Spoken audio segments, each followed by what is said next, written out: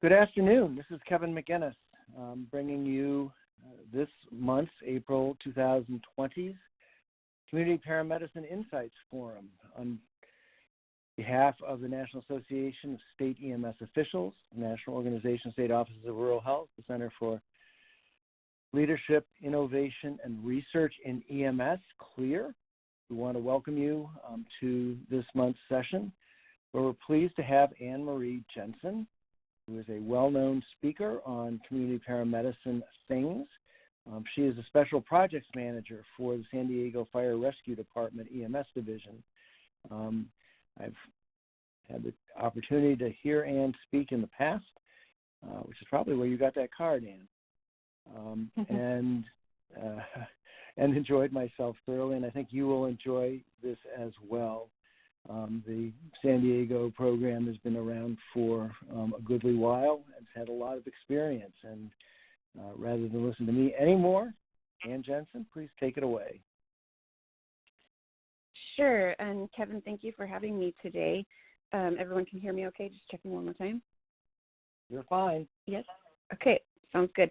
And so like Kevin said, I work for San Diego Fire Rescue. I'm a paramedic. I'm not a firefighter. And I am very much a lover of all things EMS. And I've been a paramedic for 21 years, and about the last 10 of that have been working on the community paramedic program. And if I have a short pause, I'm going to mute myself if I have to cough, but shouldn't be too bad. So let me just start by introducing our program, which really we started it in 2008. I came in 2010, but the program was named before really the term community paramedicine was,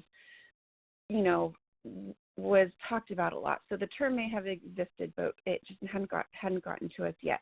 And so we called it the Resource Access Program, or the RAP program, and our medics in the community are referred to as RAP medics. And a few years ago, we tried to change our name or our titles, and it ended up with a lot of confusion, and we ended up saying, formerly known as RAP paramedics, and everyone would go, oh, that's who you are. And so we just gave up trying to rebrand, and we've kept the name RAP in the community. It was established in 2008, somewhat informally at the time, and it was started first as a extension of a police department program, and which focused on chronic alcoholism, and we extended that to a frequent utilizer case. And the chronic alcohol program was started by law enforcement probably about 5 to 8 years prior to that, and when we saw that it could be applied to frequent utilizers, that's what we did. And we are an example of an urban community paramedic program, which, at the time when community paramedicine was, it is still, but was at the time, kind of forming its identity. We were really the only urban program, and it was a point in my life where I felt a little bit misunderstood because so much of the community paramedic talk was about chronic medical disease management, which wasn't really our thing because we were really focused on community needs. So today I want to talk about the urban community paramedic subdiscipline, if you will, and talk about our framework and how it might be different. And I realize that not everybody may view community paramedicine in the same way. So know that I don't impose it on anyone else. It's just the way we framed it here locally. And we've kind of had to, because when you're sustained by taxpayer money, we have partnerships, but when we're taxpayer funded, we do have to justify our program, our framework, and our spending to City Council and the Mayor's office. And so we've had to make very clear definitions of where we stand in the community. And so here's a picture of our very small team, and it's made up of 3 agencies. It's made from San Diego Fire employees, AMR employees, which is the current contracted provider to the City of San Diego, and our RFP is out right now for the new provider contract, and that has the provision that whatever contractor comes in, they have to provide some positions for this team by contract. And then you can see there are 2 mental health clinicians in the picture, and those are provided by the County of San Diego. And the primary skills of this team, aside from the PERT clinicians, which are in their own bubble, the medics, their primary skills and the pillars of like what they do are data interpretation, data surveillance, and then once they know what's going on in the system, crisis intervention, and then advocacy. So those are the 4 skills that we really focus our training on. And I'm going to go back to something that Gary talks about sometimes, and that's our identity. He's got a really good PowerPoint that talks about our identity and how the public recognizes us or doesn't understand us. And I think we feel this, in a lot of areas, and community paramedicine has really helped me articulate, what we are and who we are. But, the former EMS Agenda of the Future described us as the intersection between healthcare, public health, and public safety. And I know that we have these conversations. Well, are we healthcare? Are we public safety? So even internally, whether the community knows who we are or not, we ourselves have difficulty articulating or sometimes agreeing on what we are. And my thing is that we are all of them. We are a healthcare system that is built on a public safety infrastructure.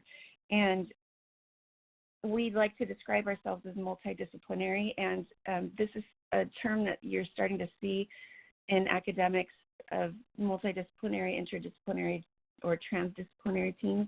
And I don't feel like they have a really good definition of what these are distinctly, but I think the concept is accurate for us. And our medical director used to say, we are brackish fish and we swim in brackish waters. And I love that, like, double entendre. We're kind of not saltwater. We're not freshwater either. We're kind of in between. And so I consider us an intersection discipline where we have to take skills from different disciplines and integrate them in one. And I think that's often why we're so misunderstood. And, my husband he does computer forensics and is also in this brackish position where he does computer forensics and he works for an accounting firm, and the accountants can't quite figure out what they do, what he and his team do, because they do a lot of heavy coding, data analytics to find embezzlement trails and this and that, but they need to have a cross between business intelligence and also computer coding. And so I find that he complains about a lot of the things that we complain about. So I hope that can bring some comfort that we are misunderstood, but I think it's because we wear many hats and that we're supposed to. And hopefully as these fields get multidisciplinary concepts get laid out with better detail and definitions, that maybe this helps us in the future. But when we talk about us being the intersection of these different fields, we talk about it being healthcare, public health, and public safety, and our skill set reflects the skills of each of these, right? So we are people who can go on scene of a public safety incident, interact with police, interact with firefighters, but also bring that healthcare craft to the table. And then we can go into a hospital and we can operate in that environment as well. But the expectation and the reality are different, because we know that it's not just these disciplines that are affecting us. The reality is that we're affected by so many different systems of care that kind of impose pressure on us, and we find ourselves addressing a lot of different issues that we didn't anticipate before. And if you look at the community as a network of services where the community is theoretically made up of services that are supposed to make the community's lives better, quality of life better, but a lot of these systems of care don't have emergency nets for their system of care, and so it ends up funneling into ours, and we end up, addressing a lot of different issues that we don't feel like we own. And when we do data and analytics, we can actually articulate the weight that these systems of care put on us. So, like, we know that in San Diego, 25% of our calls have some kind of mental health component. It might not be singly mental health, but we know that there is some component that influenced that 911 call, which is a lot, but it's also very reflective of what we see in general society when they say, 1 in 4 people suffers from mental illness, or 1 in 5, whatever the numbers are at the moment. And we know that 18% of our calls have some kind of housing component that the patient was homeless or experiencing some kind of eviction or whatever, and you can map out the effect that these different systems of care have on EMS.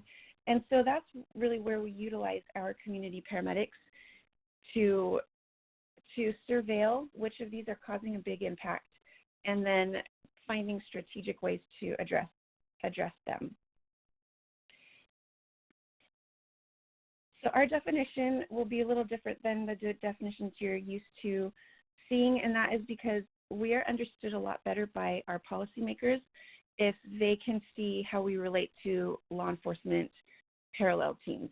And so, you know, the policing community, law enforcement, has been dealing with social issues for hundreds of years. You know, in the 1800s, post-Civil War, they were housing people that were homeless, people that were returned soldiers, and so, you know, things like that. And so the community is used to seeing law enforcement work on some social issues to some degree.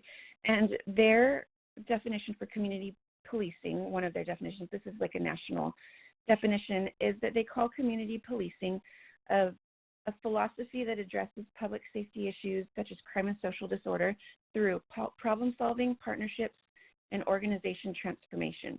And so we stole that definition from them because we could go to city council and say, you know, just like, you know, we're kind of the equivalent of the police department's homeless outreach team or whatever, and they understood that a lot better. So we adopted that definition to say that community paramedicine was a strategic approach to addressing community health and safety issues, and we do that by, you know, operational alterations in problem solving, community partnerships, and advanced roles or scopes of practice. And I put scope of practice. I know that a lot of people will say that you don't have an alternate scope. In California, where we have a very restricted scope of practice, we do have to include that. So we're operating under a community paramedic pilot right now. So we're under one of, you know, 12 or 14 state pilots that our paramedics have been given a different role ability and scope ability. So we just have to have procedures and medications and things approved locally by a committee, and then we can apply that. So that's why we include scopes in our definition where other people might, but in California we're so heavily regulated. So, and then the issues that we address are those issues that are the agenda of the city of San Diego. So we're not taking referrals from hospitals. We're not looking at like who with CHF was discharged from the hospital that needs follow-up care. We're funded by taxpayer money. And so if the mayor says this is his agenda item, then that's the agenda item. But in general, that happens rarely. It's usually up to us and our analytics to figure out, you know, what we want to do and how we want to address it. And then up to us on how we navigate the policy in the California environment. And then also, as a side note, my apologies about this PowerPoint not having a lot of funny memes and videos. It's just not my style, and I like content-heavy PowerPoints, so I am hoping for a lot of EMS nerds here today. In this slide, really, I just wanted to review this MIH-centered view that we see sometimes of community paramedicine, where community paramedicine is considered a small part of MIH, and this is very true for some healthcare-centered, you know, operations, but it's for us, it's actually reversed. So I just took 4 systems of care on this graph just to make an illustration, even though there are more. But for me, MIH falls into as a subcategory of community paramedicine. So we look at these 4 systems of care: healthcare, mental health, public safety. When I think of like the traditional MIH view, and again, nobody has to agree with me, but the MIH view of getting like nurses and doctors and paramedics together to integrate and provide medical care, I think that fits all within the medical system of care. And that would be an analogy to the public safety system of care, where they have fusion centers, where they have like FBI, DEA, local law enforcement, and these different law enforcement entities coming together to put their information together to figure out better ways to address terrorism, right? So that would fall strictly within the public safety net. But for us, we participate in multidisciplinary teams. That's how we accomplish most of our city initiatives. And so where they overlap, like this overlap between healthcare and public safety, I would call that intersection an integrated team that addresses health and safety issues. So we would have police officers and paramedics working together on an issue, which is what we do for our chronic alcoholic program. And then this other integrated team, I put the arrow in the wrong box, but we have PERT clinicians that are responding with our paramedics, and I would call that an integrated team between health and mental health. So this is kind of like our worldview of community paramedicine and where MIH fits in and where these integrated teams fit in. And so these are lists of projects that we have going on in the city of San Diego, and our overarching structure of CP in San Diego is that we do analytics, we do surveillance, and then we have the capability to deploy on projects to address the things we find. So the community paramedic skill set has to be able to flex for different projects. So we find very versatile and diverse people with diverse talents to do this. So some of the things that we address, our primary goal is always frequent utilizer management. It makes up 20% of our call volume is made up by frequent utilizers, and it's a very heavy impact. And we also, like I said, our health and mental health integration with PERT clinicians, and then under health and safety, our programs that we have, in combination with law enforcement, our chronic alcoholic program, where if somebody has five or more arrests or EMS runs related to a public intoxication, then law enforcement handles it. They take them through the court system, and they get to choose between jail or treatment. And that extends with any of our frequent utilizers that get convicted of a crime. Usually it's quality of life crime, or like defecation in public, or petty theft, or assault on like a healthcare provider. We monitor jail arrests of our clients, and when we find out somebody gets arrested, we show up in jail. We show up to the court hearing, and a lot of times the judge will involve us in sentencing. And a lot of times with people who are mentally ill or people with substance use disorders, when they commit crimes, the court system doesn't really necessarily want to commit them to jail because it doesn't really work, right? Custody just isn't always the best solution, but they do that a lot of times because they don't know the alternatives. So the community paramedic can be in court to say, well, here's a really good program, and so the judge will say, okay, you don't get any custody time. We'll let you into the community under the condition that you participate in this program and you meet with community paramedics once a week or something like that. So that would be another example. We also participate on a drug task force that's a county drug task force, and so we do monitor for substance use. Like if we had a really high incidence of spice overdoses in the city of San Diego, and one of our medics was able to pinpoint, we provided the analytics and the extent of the problem to the task force, but our medic was able to utilize EMS data to find who was distributing it, and that led to arrests on these dealers that were dealing multiple kinds of drugs. And that's, we don't talk about that publicly a lot, and we don't ever do it at point-in-time patient encounters because we don't want people to shy away from calling 911 if they need it. But in the aggregate, we do provide aggregate information to law enforcement. Diversion programs, this is where people who have substance use, convictions, or arrests, or quality of life arrests, they can opt to go into programs rather than have that on their record, and their record will be completely erased. And under the California policy environment with realignment, where things are, they don't like to say decriminalized, they call it realignment.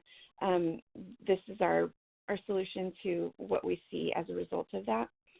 We also work closely with the missing persons team to find, if we have a missing person that is transported in our ambulance, then we can alert the missing persons team, and they can, follow up and make sure. And a lot of times that's with our elderly, vulnerable population who have wandered with dementia and things like that. And then we also participate with the human trafficking task forces, and our teams are trained especially in human trafficking issues, not from the law enforcement side, which is the most visible side, but from the services side where there is funding specifically for human trafficking victims. They don't necessarily need to have any court conviction or whatever, but a lot of times EMS is in touch with human trafficking victims more than law enforcement, and sometimes those people have to be rehabbed before they can be like a good witness to help the law enforcement side of things. So we address the non-law enforcement side of it, and we do have some of our frequent utilizers who are victims of human trafficking or perpetrators of it, or not really, but they were a victim that moved their way up into the hierarchy, and so there's a lot of trauma and a lot of weird dynamics. It's a very confusing issue, and so they're trained specifically in that, and because it is so confusing and not cut and dry, they really have to use their discretion on how to address that. And then, of course, with health and housing, we participate in, city task forces and outreach to get people housed. But with that, we don't do just general outreach. We aren't a team of people who just go out and make contact and conversation and offer things to people indiscriminately. We monitor for those people in our system who have a heavy impact on the 911 system, and we kind of strike in strategic places. So that's kind of an overview of the different projects. Right now I have about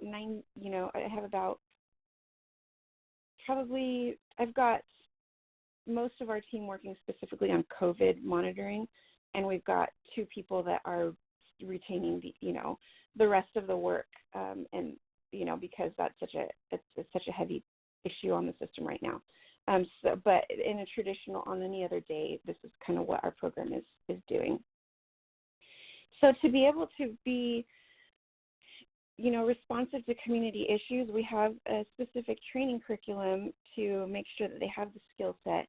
And I've listed these out, for reference after the fact, but I'm going to go over the rest of the PowerPoint. We'll go over these starred sections, and I'll give you just a snippet of what we train on those. The reality is that those training segments are a lot longer, but, I'll go over them briefly with you, and we already kind of did EMS systems. But the first class that they get is data fundamentals, so they learn about database structure, database dictionaries, and, and then how do you take this information and make it into something useful. So the first section is information management and EMS surveillance. And EMS, it's interesting because law enforcement has been involved in social issues for so long, but they don't have the data that we have. So we find a lot of times that we can provide so much value with our data to these community issues that law enforcement just can't. And they're locally, it may be different in other systems, but locally, they're still on paper in some cases, and then the paper gets entered later on into, their law enforcement databases, but they don't have access to their information in the way that EMS does. So EMS data, there's so much of it that that there's a bit to overcome, and usually we use EMS data to provide records in court if we get subpoenaed, or to provide evidence to oversight entities that we're doing what we should be, in our operation, or we use it for billing. But there's so much information in there that we can use for social issues and other things. The problem is it's incident-centered, so we send an ambulance to 4th and B, and then we send an ambulance to 2nd and C Street, and those are seemingly not connected, but they could be, right? So getting that information into a usable format is a tricky thing. And even when we know that we can do that, there's so much data. We have probably about 140,000 EPCRs per year, and it can just look like a database with a lot of riffraff because it doesn't mean something to you unless you use it in the right way. But EPCRs are detailed records of our history, our encounters, our choices, our culture, the community issues that we're seeing, and if we can analyze all of it effectively, then it becomes information for us. And if we can analyze it quickly enough, then it can be actionable. We can do something about it. Meaning, if we're waiting for the billing analysis, which is like 3 to 6 months or whatever, that's too late to be actionable. If we can do it in real time or near real time, then we can grasp that information right away and do something about it. So when I say real time analysis, I'm talking about near real time, where near real time is considered usually 20 minutes or less.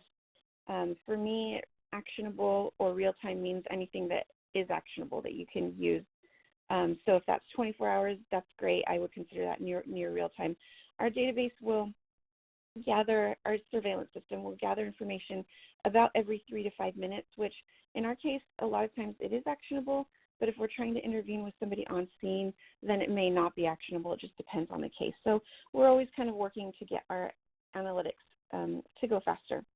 And this is a snapshot from our surveillance system, and this is a list of algorithms that we have deployed. And it's funny because I think I did this snapshot probably like at a time when we were like, is COVID going to be an issue? We're not really sure. So we only have 2 algorithms, and now I've shut down most of these algorithms to divert the computational power to a series of like 15 COVID algorithms that are looking at, what's going on at the international border, which is, the busiest calling location we think in the country.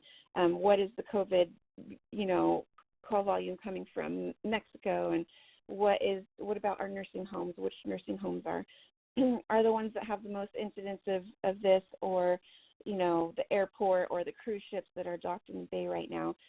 So we've got a series of, who are our 2-time COVID callers that were sent home but calling again, and so we've been diverted to that. But traditionally, this is what we look at. And so, like, if you can look at the very bottom, the second from the bottom, the pediatric frequent utilizer, we know that we have 23 pediatric frequent utilizers. They've generated 118 calls, so not very much, and it makes up 0.1% of our EPCRs. And so we have one for Narcan. Human trafficking, it's a draft because it's really tricky to catch in a patient care report because it's so socialized. Food insecurity. And so we look at these, and these algorithms basically cast a big net, and you can click on the names of these, and you can get a patient list where we can stratify and say, this set, we have a high degree of suspicion that they're experiencing this, but down below, it's just 1 out of like 20 calls. It's probably not the main issue. So you can click on this to get a patient list. You can also map each algorithm so that you can see what part of town this is happening, and then graph it by month and some other features as well. And then,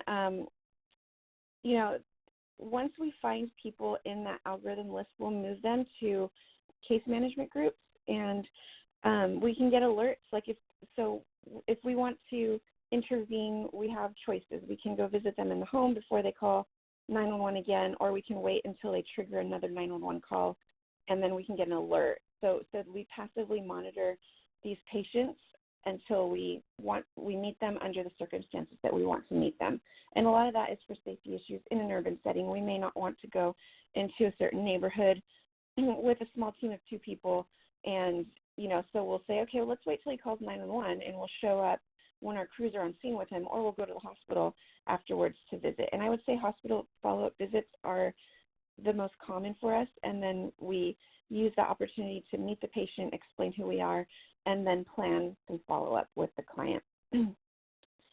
And we can map a client's calls, and we have dashboards that rank all of our frequent users, and these dashboards update every 3 to 5 minutes, so we can always see who's racing to become the top caller in the system. And then it also breaks it down by different vulnerability groups if we want to break it down that way. And then this was one of our COVID algorithms at the very beginning, so we could map out our COVID suspected calls. And then you can see we have like maybe 1 call in January, and then February, and then March just exploded. And so this is an example of the algorithms being mapped. The algorithms don't necessarily mean confirmation. It's more a casting of a net to be able to stratify it later, and I'll go into that a little bit later. And the point of all of it, of course, is to have insight-driven patient care. And because we do operate on a public safety infrastructure or structure, I've looked a lot into law enforcement methods of addressing community issues. And so law enforcement was really the pioneer of what we call intelligence, and other sectors have adopted this. So in business, we call it business intelligence, people who analyze the market. It's market intelligence. But in healthcare, I think we're just starting to maybe see the concept of healthcare intelligence as a thing. And really it's about, and really for me, that's what community paramedicine is in the EMS system, is that healthcare intelligence, and understanding that, like, until now, EMS builds protocols, right? So we have these protocol books, and in California, it's probably stricter. You know, you have to follow them more strictly than you may have to in other states. But protocols are built for the masses. Like, what is the best way statistically to deal with somebody who has this issue, X, Y, and Z? But really, people are more complex than that, and protocols might work for 99% of people. But for the 0.08% of people in San Diego that generate 20% of the call volume, their approach to care should be a little different. And so, you know, and usually they're accessing care for things other than healthcare reasons, or it's a mixture. So we really do need a 360-degree view to address that person in the right way. And so I would say that integrated health requires integrated insights. And for that, to provide that, we need to, you know, develop our systems and information management and perspectives in a different way than we have in the past. So the next slide is a slide of our data interaction with other systems, and you can start at this ePCR box. It's our NEMSIS database, and it receives information from CAD, which is that connection number 1 at the top. And then we also get information from the hospitals. The hospitals share information on the health information exchange. And when medics show up on scene, you know, of a patient, they can download that patient's medical records, and that gets imported into the ePCR. And then the third connection down below ePCR is our EMS data transformation and monitoring system, and that's our surveillance system. It's called StreetSense, and it communicates bidirectionally with the ePCR. So it takes all that information from the ePCR plus CAD plus the hospitals, and it analyzes it. And also it sends things back to the ePCR to the medics who are on scene in some cases. And then that transformation system also gets information from the community information exchange, which is a information exchange between medical and social data. So we get information about the homeless shelters and who's in what program, and have they been kicked out of the shelter, and who's getting Meals on Wheels, and, you know, things like that. And then it also connects to 211 non-emergency services, and, you know, they've kind of absorbed the CIE at this point. And then this system can also send messages to the patient. If they have consented to have text messages or emails from our program, they'll get automatic appointment reminders, or we can send, say if we had a diabetic program, which we don't, but if we had a diabetic cohort, we could send them a text message all at once that says, you know, remember to check your blood sugar. You know, that's not existing in our system because it doesn't have the impact as much as others, but we could theoretically do that. And then the system can send alerts through passive monitoring and triggering to our medics or to people in the field. And then, and the concept that we really took to heart from law enforcement was that, you know, to get a 360-degree view of a person, a broader number of people hold that perspective. Nobody has like the monopoly of what's going on with that patient. So the more perspectives you can get, the better. And this quote on the right side down below is straight from a law enforcement intelligence textbook, where they describe that if that law enforcement will end up responding to the immediate crisis and not implementing preventative and longer-term problem-solving approaches, if they don't have the context or perspective of many individuals. And that just rings so true. So we've really adopted that and made efforts in our community to establish relationships. And this is an example of one of those bidirectional case plans. So this is the background, the faded out background is the EPCR system for the general 911 medics who are responding to calls. And if they type in the patient's name and date of birth, our system is always looking every 1 minute. It's pulling up information. And when it gets a match, it'll look for the case plan and say, oh, yeah, I found one for this client. And then it will push this message and it'll pop up on their home screen of their documentation platform saying, please page us, or please, in cases of like county public health has contacted us with tuberculosis patients who have gone AWOL from treatment and they have like a lawful order to return. So we've put those orders up here. So in some cases, they've gotten, this patient has active TB. He's ordered to return to this hospital. Please transport him here instead. And so we use it for things like that.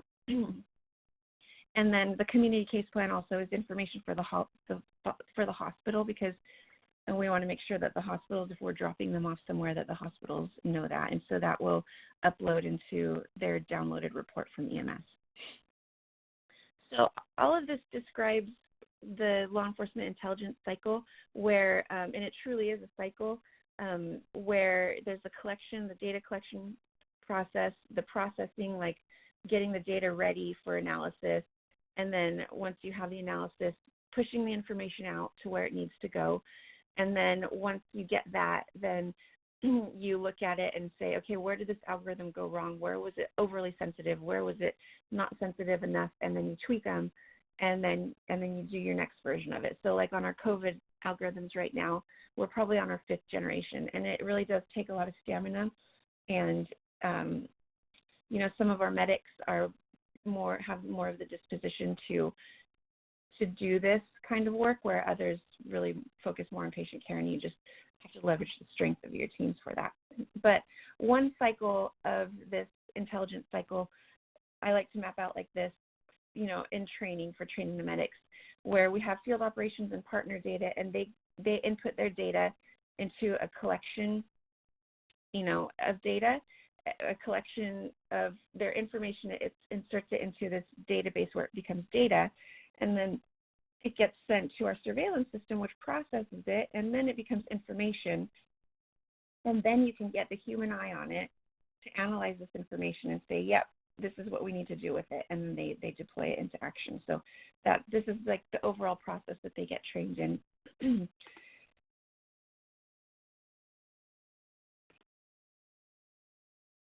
Another module that we train them in is, and this is getting less technical and more into like the community paramedic craft of like, how do you get the job done once you have the information? So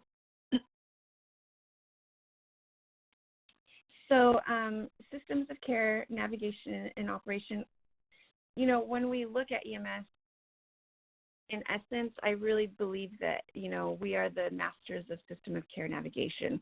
EMS has a unique perspective that hospitals and other healthcare entities don't have. And so I do think that is a potential, branding for us, is for people to understand that we're connectors, and we navigate systems of care. So if you look at systems of care in the community, and you can go on the like Wikipedia and look at like the federal U.S. Department of, HUD or the USDA, all of these big oversight departments in the federal government have addressed social issues, right? Or they represent a system of care. And this trickles down to the states, where the states have their state departments of certain, things that they address. And then this, goes into the counties, where the counties reflect that. And usually at the federal level, these systems of care are more about dispersing money and policy. And they send the money to the local governments to spend, according to how they will, sometimes requiring state approval, sometimes not. But I look at every system of care as having different levels of service. So every system of care should theoretically, in my opinion, have an emergency system of like access to resources, and then transitional, and then long-term. So if we look at the medical system, their emergency safety net service is the ED and 911. If you get in a car accident, you may transitionally go to a rehab home to get rehabbed, and then you'll get referred and discharged home, and then you'll go to a primary and specialist who will take care of you in the long term. And then, like, if you look at food services, you have food banks and kitchens, and then in the longer term, you can get food stamps for permanent services. And hopefully every system of care has a robust emergency services, but I find that they don't all. And when you look at emergency services, they have the lowest barrier to entry because they are emergency services, and you don't do a lot of vetting. You don't do as much vetting to make sure that those people need those as much as like the long-term services. So I think it's pretty natural that we see the emergency dimension of these services being overutilized. And I look at like alternate operations as kind of a way to help vet these accesses of emergency services and to be able to direct them, somewhere more appropriately, which is very tricky. And that's what we would call an operation, and I'll go into that in a little bit. But when we're training medics, what we train them to do is to map out all the systems of care in their community, and then, on the cross side, list out, like, what are the emergency services for mental health? Okay, well, we have CMH. We also have this 24-hour crisis center that we can take people to, and having the community paramedics fill in all of these boxes for their services, and then, phone number, contact information, and say, okay, go find contacts at these services to help it go more smoothly. I find that this helps them familiarize a lot with community services, and it makes them much more effective in navigating patients through the systems of care. And when we teach our community paramedics about the different systems of care and what to look for, we tell them look for structure, culture, and craft. And like for EMS, we talk about healthcare. It's a healthcare system built on a safety net structure. So the craft is healthcare. The structure is, law enforcement. But even within single systems of care, like you would look at like the mental health community. What's their structure? It's the tangible policies and procedures. It's how long do they take to respond? How long does the person get admitted for? What are the tangible aspects of their program? What is the culture? How do they view their clients? Do they view it as the client must come to me, or do they view it as, we must do everything, for the client, for them, with them, by them? And then what is the craft of how they accomplish their missions? Is it motivational interviewing? Is it, dialectic therapy? Is it, cognitive behavioral therapy? And so the medics are taught to look at these three dimensions in every system of care. And that way they can say, okay, which skills do I need from the system of care to successfully navigate into this system?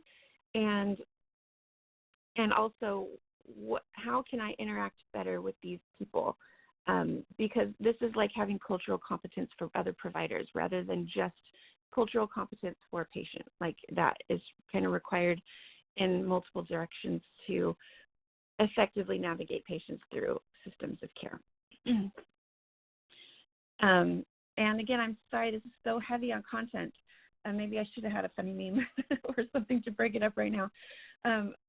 But the next topic is the CP operation. And when you look at the word operation, like in mathematics or physics or engineering, an operator is a mathematical operator, they call it, to transform an equation into something else. It means the same, the outcome might be the same, but it's a different way of looking at it. Or in the military, you look at an operator as somebody who deploys a special operation to change the outcome of something. Or a surgeon, a heart surgeon, is operating on a heart to make the heart perform differently, right? So when we talk about CP operations, it's an operation that will make the EMS system behave differently than it did before. And I look at it in 4 to 5 categories, and the things that we can do. What can we do differently? Well, we can enhance what's already in existence in our system, and I'll go through some examples of these later. We can integrate a new resource into our community or into our response to help us deal with it better. We could redirect, what we're doing with the patient and hand it off to another system of care, or we can stop the service and say, like, how can we safely and effectively discharge the patient from our care? Can we leave them in place, after a telemedicine consult? Can we leave them at home? That kind of thing.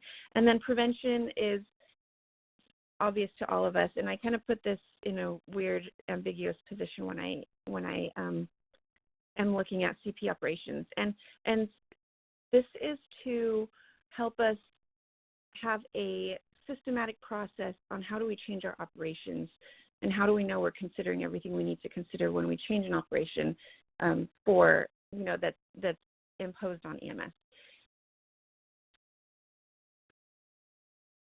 So every stage in a call is an opportunity to intervene. So if you map out the stages of a 911 call, you might put it in different terms than I do. I just, did it this way. But we have the 911 access point. The dispatcher screens to see what kind of units should be deployed to that. And then once the units deploy, they arrive on scene and they do an assessment to say, well, what kind of treatment do I do for this patient? And then once you do the treatment and stabilization, where do I transport this patient? And so if you look at every one of these points as an opportunity to do something different or an opportunity to apply one of those operators, then I think that's a good approach to figuring out what you can do. So I like to use matrices or matrix tables to look at the intersections of things. So if you look at the left column, your opportunity points go down, and then across are your operations that you can apply to them. So say you're in Houston, which I know Houston is big on telehealth. They're going to maybe they do an assessment point, but they're saying, okay, at the assessment point, we're going to integrate telehealth, and we're going to have, a physician determine the rest of the outcome of that thing, But say at the transport phase, we want to apply a redirection, we can redirect, then we'll call that an alternate destination. And so when I have a new community issue, I'll go through with the medics and we'll go through every box and say, okay, so we've got this issue of chronic alcoholism or whatever. What can we do at the 911 dispatch screening process to enhance, or can we integrate something, or can we redirect maybe to a nurse line, or can we just opt not to send somebody? And so we'll go through all of these boxes, list out every crazy possible thing that we can think of, even if the state of California won't let us do it. But just that brainstorming process and even the joking around and, all of that stuff, sometimes you can get a good idea in there and you're like, oh, we wouldn't have thought about that. So that's kind of our process for, operational changes. And this is not like perfectly sound logic. So a lot of your interventions will fit in like multiple boxes. It doesn't like partition out perfectly. And sometimes I put prevent in a column rather than a row, but this is just an example of an approach that you can use. And that's the end of that topic. The next topic is CP's merits. Actually, and Kevin, I didn't actually, what time should we stop? We can go another 10, 15 minutes. Okay, just making sure I'm not. And then take questions. No, you're doing fine. Okay, sounds good. Okay, so next is the assessment that we teach them. And really the idea was when you have new paramedics who are thrown into a situation, how do you get them to systematically approach patient care and intervention when they don't have the instincts anymore instincts yet? And so, we don't want to have conversations with patients and be like, how long have you been homeless? Have you had traumatic things that happened in the past? And just have it be conversation that doesn't go anywhere, because all of those conversations are data points to help you choose what to do next with the client. So so we have an assessment, and this is not the assessment. This is like where it falls into the patient encounter. So an MIH patient encounter for us is, we go scene safety, we do our primary survey. A lot of times when people switch into the community paramedic mode, they forget to address some of the life-threatening things because you're just in a different mode and you don't think that it happens to you. You think you're always going to have your paramedic hat, but there's something about it, and it's happened to me, and it's happened to other community paramedics that I know. So you always have to do a primary survey. If there's anything life-threatening, then you have to redirect it to a 911 system. And then but if you've cleared everything and there's nothing life-threatening, then you go into a rapport building mode where you're doing small talk and, making friends with the patient and earning their trust. And then the assessment that I'm going to talk about is here. We call it the Community Paramedics Merit Assessment, and I worked on this. Dan Swayze from Pittsburgh and I worked on this together and built this, and then after the assessment, planning, and then follow-up. So I'm just going to talk about the Community Paramedics Merit. So the CP's Merits is an acronym, and we did an acronym because we felt that's how paramedics learned things and did things, and that was familiar territory for them. So we divided it into different dimensions: clinical, psychological, social, meals, environment, which includes records, and like criminal records that hinder or help them from getting care. So if they're an arsonist, how do you deal with that? Or if they don't have their insurance card or their ID, and then income, transportation, and then skills. And the idea is every encounter, the medics will rate how they view this person's health of this dimension. So clinically, they're a diabetic. They're low on the glucometer 3 times a week, and they're so I would call that threatening, and they will rate these. And what is threatening, unsustainable, sustainable, and ideal in your community? We call it 2C. It really depends on the services that you have available. So there's a lot of discretion, and we found it was really helpful to rate people as a team at every team meeting to get some consensus on what the definitions are. But you might have screening tools in your community that you use that you want to apply, in place to determine this. So we left it kind of open to allow for that. And overall, we operate with 2 metrics, and that is one for frequent utilizers, their utilization. Have they had a decrease in their utilization, like the left-hand graph? And then the right is their social determinants of health, or how they rated on the CP's merits. So this graph shows that, she's kind of all over the place and a lot of threatening dimensions. And but our goal as a program is we won't discharge people until their CP's merits are all at sustainable or ideal.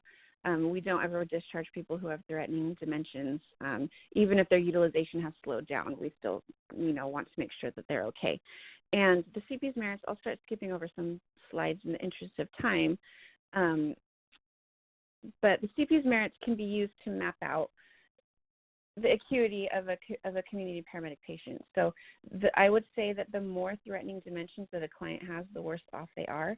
So if I were going to triage clients against each other, if somebody had 3 threatening dimensions versus 1, I might put my medics on that first client as triage. So one, that it's a way to triage patients, and it's also a way to map out your plan. So if you have a single patient who has threatening psychological or threatening records, meaning maybe they're a sex offender who's not registered, and you need to make sure they get right with that before they can grasp services that would help them, psychologically, you would address the threatening dimensions first.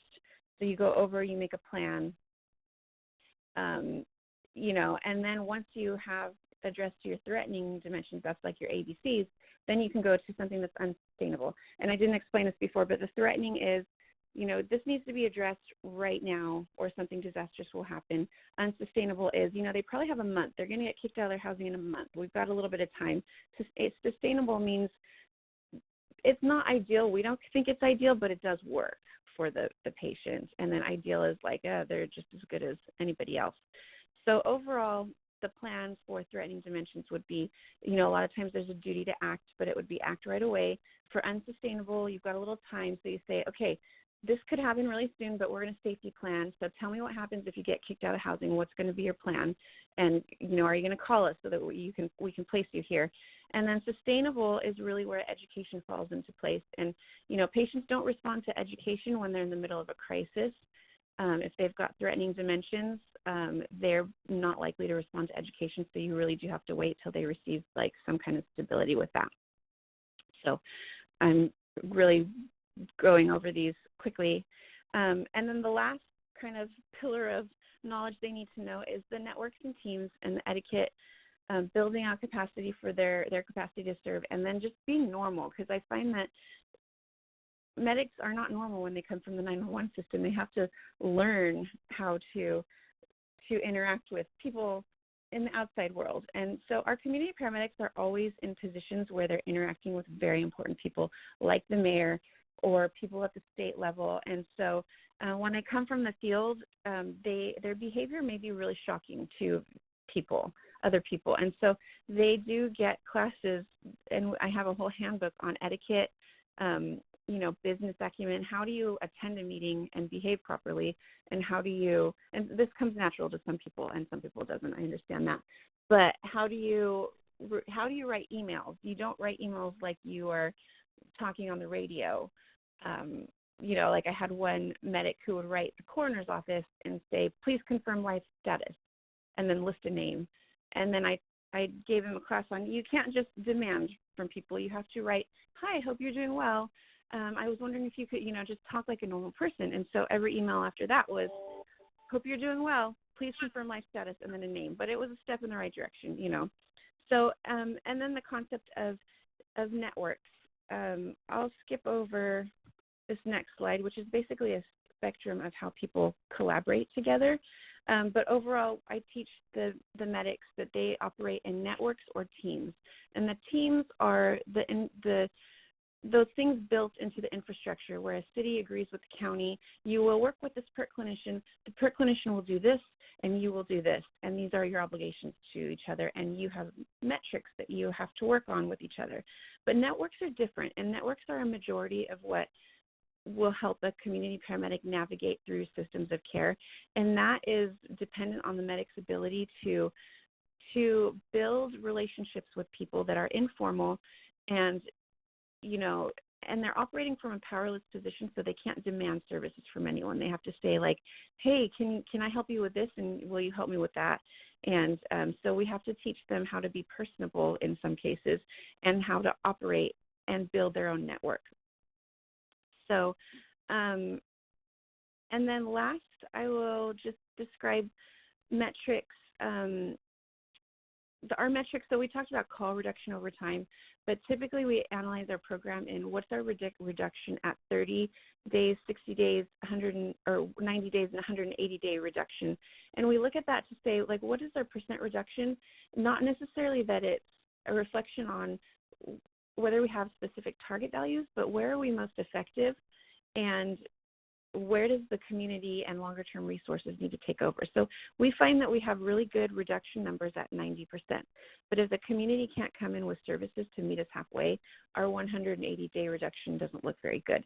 So it really is a matter of collaborating with the community rather than taking that hit and saying, oh, man, we suck. We can't do this. It's where are we effective, and where do we need to advocate for other services to meet us halfway? So that's kind of our approach to it, and of course, the metric of the CP's merits improvement, and then our impact to the EMS system. So what percentage does that still weigh once we've addressed something? So that is the end of my presentation. Here's a picture of our team and one of our clients wearing a Never Quit shirt. She was a chronic alcoholic and is doing very well, and she loves our team, and this is one of my favorite pictures. So with that, that's the end of my PowerPoint. I know that's been a lot of information, but please let me know if you have questions, and also feel free to email me on the site if you have more questions to follow up with. Ann, thank you so much. That was it was a bit of a fire hose of information, but just wonderful. description of a very complex system that's taken a long time to grow up. I think the sort of one question of the hour would be, so you said that a number of your team members were now committed to the COVID management. What exactly are they doing, and how did this system wrap its arms around COVID, which is new for all of us? Yes, and it really, and this is like also a very loaded question, but I'd say, so this picture, the guy on the right and the two PERT clinicians are doing our traditional work to keep that going, but at a reduced capacity. The rest of them are working on COVID-related stuff, which initially was the surveillance, because you always have to just know what you're dealing with. And so we wrote very broad algorithms that captured so much data traffic. And we had all of them at first just reading through these alerts and saying, yep, this is a call that's suspicious, this is a call that's not, sorting them into different case management buckets. And then we have a QA team that we're working hand in hand with that gets the information on their testing status after the fact. But so once we had an idea of like our positive groups, the guy on the very left, Sean, was in charge of like, he's looking at the international border and the nursing homes. So we were able to identify some nursing homes that had COVID positive patients, but that were not telling our crews when we responded there. And it was prior to us getting information from the county. So we were able to mitigate exposures that way. And then, and we're also keeping an eye on our vulnerable groups. So we have algorithms that look at COVID and mental health. And so Amanda, the blonde on the right side, is looking at mental health and COVID and also homelessness, and making sure that our homeless division of the city knew if there were pockets of homelessness that had COVID cases to start popping up. And then we've got two paramedics staffing where they've relocated the homeless patients to do intake, because the services in the system. So we made this big shelter out of our convention center, where they have Comic-Con and all that stuff. And the intake process just had a lot of behavioral issues. So they asked our community paramedics to come in and help mitigate those issues. And then once the clients need to be isolated, there's a single hotel that's housing vulnerable populations, and there have been a lot of issues with that and the behavioral issues there. So overall, it's looking at the data, and it's also looking at like who needs extra care, who's having food insecurity, who can't manage the mental health aspect of it, and where is that introducing risk into the community. And it has, probably everyone that can identify with this, it has been extremely chaotic, and a process of really being flexible and looking at the data and understanding like where we can flex to meet a need. I don't know if that answers the question, but it's been one of the craziest times in my career for sure, as I'm sure it has been for everybody else. I can only imagine. Gary, do you want to take the unmute everybody and let's see if there are questions? The conference has been unmuted. Okay. Are there any questions out there? Anybody?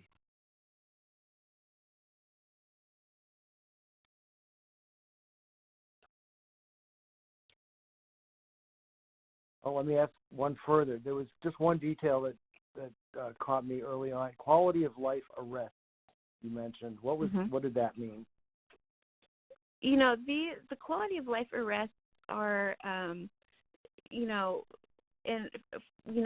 our law enforcement system here categorizes certain types of arrests as not really like a intent to do wrong, but an intent to live.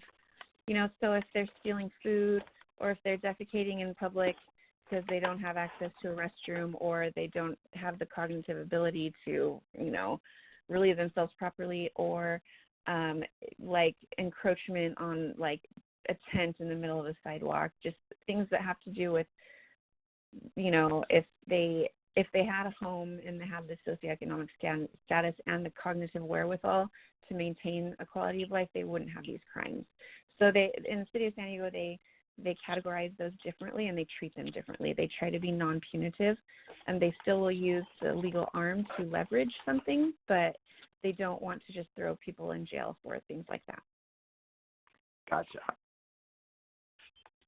Are there other questions?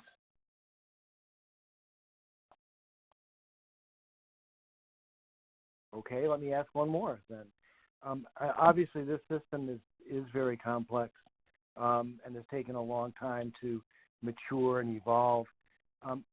What would your advice, other than come ask Ann Jensen, be to someone who's starting out at the beginning with their CP system? They've just started the system. They've been going for a year or so, have done some service, provided some service successfully, but they really want to become more, have a multi-pronged approach and, adopt some more services, but they want to do it in a systematic fashion that kind of mimics what you're doing. Do you have any recommendations for how you start thinking about that?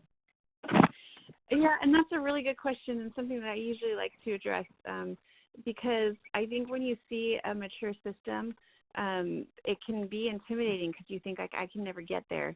But nothing that we've done has just happened right away. It's always been those really small steps. So I think, and also every program puts their best face forward, right? When you write an article to the world, you don't talk about like all of the things that have gone terribly wrong, which we've had like a winding road. And you guys recall that we were in the news because we got defunded for a while, and then the grand jury did an investigation, and the community watchdog organizations, the ACLU, were like, put this program back up, and and so we went through a lot of tumultuous times.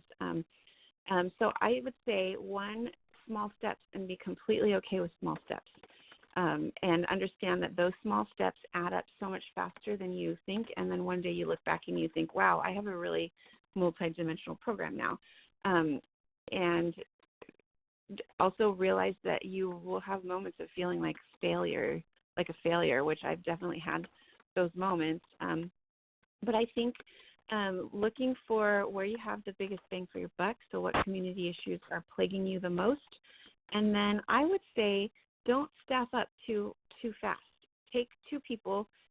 2 is really good because then you have the safety issues figured out if you can respond in pairs. But take 2 people who are really versatile and just give them freedom to do, to address it. And then once you have a better idea of what you're going for, then you can up staff. But I'm a really big fan of starting really small and working your way up and understanding that those things add up. And I would agree wholeheartedly. Mm-hmm.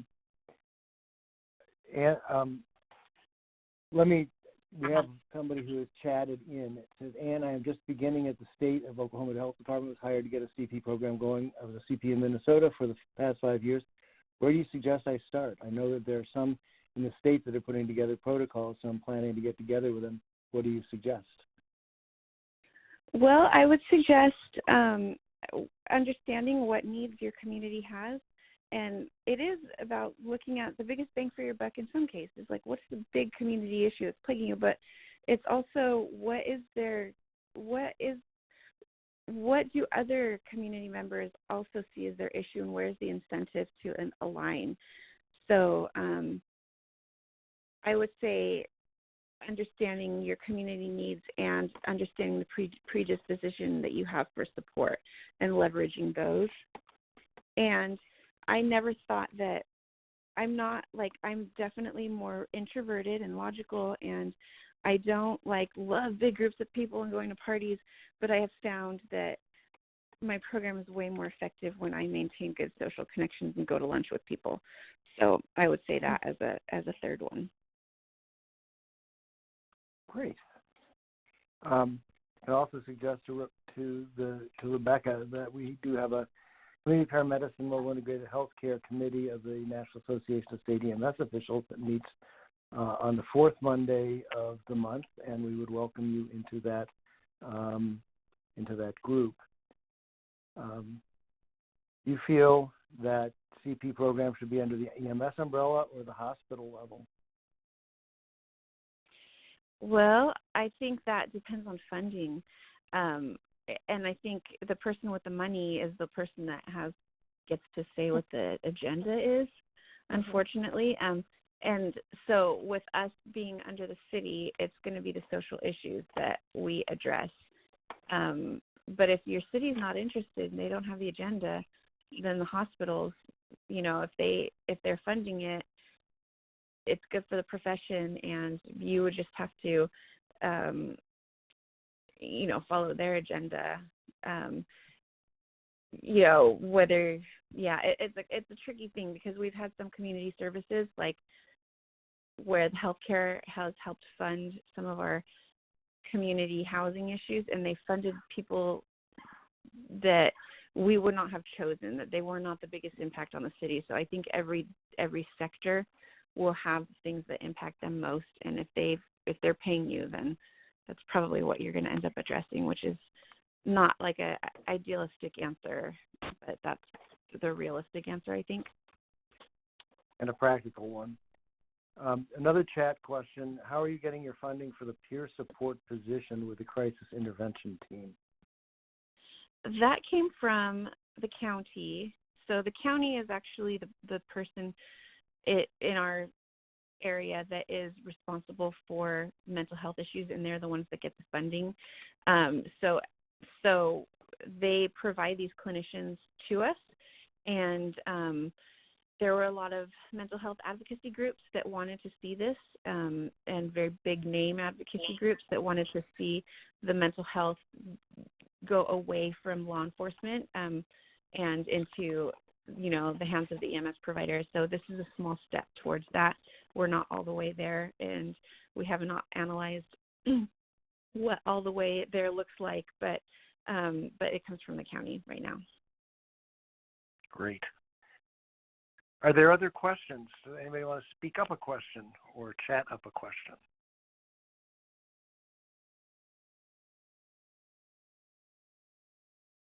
Okay.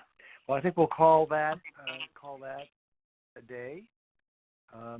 Anne, I want to thank you very much for joining us. This is a wonderful presentation. The presentation will be put on the Community Paramedic website, archived there, as all of our presentations for the last 6 years have been placed, at least most of them have been placed. And so that will be available to anyone who wants to visit it. I want to again thank Ann Jensen and San Diego Fire Rescue Department, EMS Division, for helping us with this topic today.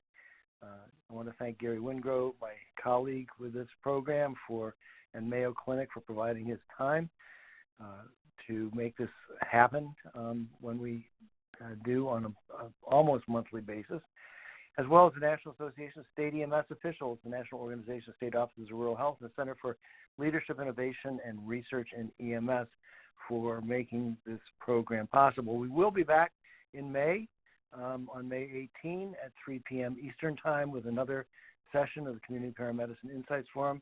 And thank you all for attending today, and hopefully we'll see you next month. Stay safe. All of you as well.